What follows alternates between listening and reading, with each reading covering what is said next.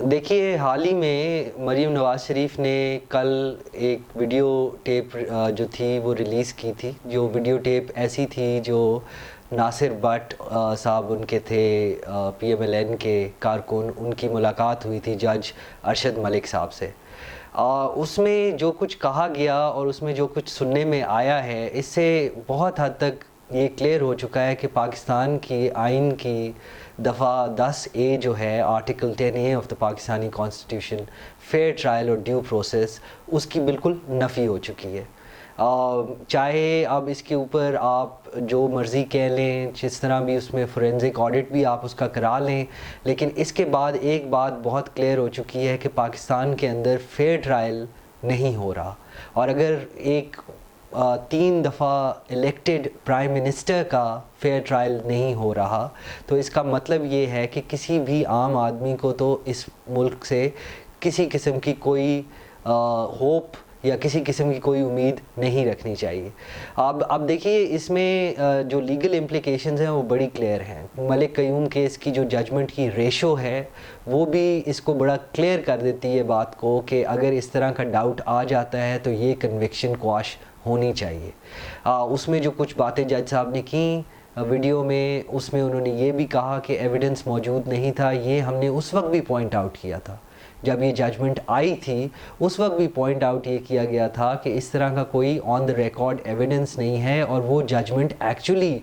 کسی نہ کسی سٹیج پہ اگر فیئر ٹرائل ہو اور اگر فیئر ایپلیٹ پروسیس ہو پاکستان کے اندر, تو وہ کواش ہو جائے گی. آج صبح کی یہ خبر ہے کہ جج ارشد ملک صاحب نے اب اس کو کہا ہے کہ اس کے اندر کسی قسم کی فاؤل پلے تھا, لیکن چاہے وہ جو مرضی کہہ لیں, اس سے ان کے واقعات سے, ان کی اگر آپ پریس ریلیز کو اٹھا کے دیکھیں تو اس میں ایک ایڈمیٹڈ فیکٹ نظر آتا ہے کہ آواز ان کی ہے اور باتیں بھی انہی کی ہیں.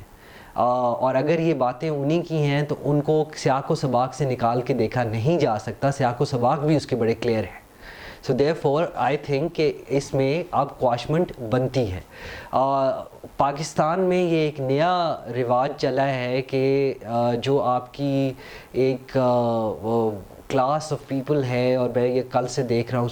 سوشل میڈیا پہ, کہ جو اس بات پہ آواز اٹھا رہا ہے اس کو غدار پاکستان اور دشمن ملک اور اس طرح کی چیزوں کی طرف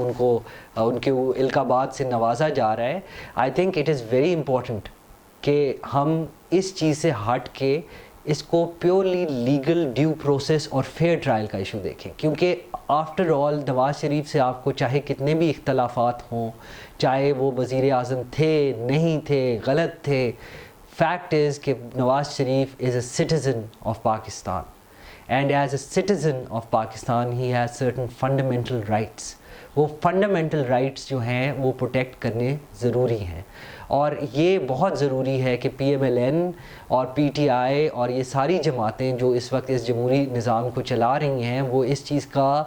بالکل اپنے اس چیز کو بٹھا لیں کہ اگر آپ کا عدلیہ کا نظام آزاد نہ ہو, کیونکہ دیکھیے چرچل نے کہا تھا اور آج تک ہم کوٹ کرتے ہیں کہ عدالتیں کیا کام کر رہی ہیں تو جمہوریت چل رہی ہے. عدالتوں کا بہرحال یہ ایک رول ہے فنڈامنٹل رائٹس کو پروٹیکٹ کرنے کا ایک جمہوریت کے اندر, اور اگر وہ نہ ہوا تو پھر یہ سارا کا سارا سسٹم بھی لپیٹا جا سکتا ہے.